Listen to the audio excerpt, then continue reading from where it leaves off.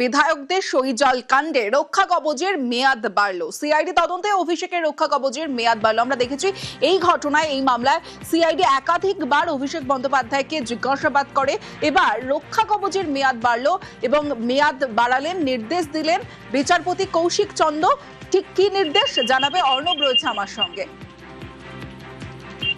দেখো, কালীঘাট তৃণমূল কংগ্রেসের সর্বভারতীয় সাধারণ সম্পাদক অভিষেক বন্দ্যোপাধ্যায় তার নিজের প্যাডে লেটার হেডে সেখানে বিধায়কদের সই সম্বলিত করে বিরোধী দলনেতা কি হবে এই মর্মে বিধানসভার স্পিকারকে চিঠি দেন।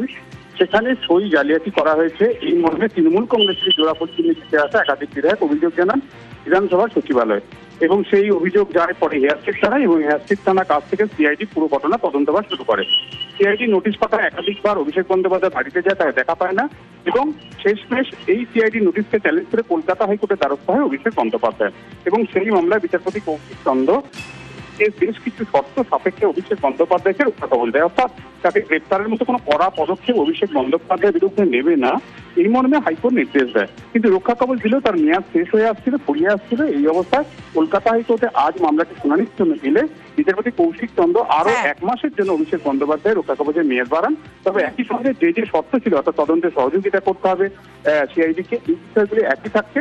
আগামী 23শে জুলাই এই মামলার পরবর্তী শুনানি। এক্ষেত্রে সিআইডির নোটিশ শুধু নয়, এক্ষেত্রে যে হেয়ারস্ট্রিট থানা এফআইআর হয়েছিল সেই এফআইআরটা এবার খারিজ করে অভিষেক বন্দ্যোপাধ্যায় আলাদা করে আরো একটি আবেদন করেছেন। বেশ।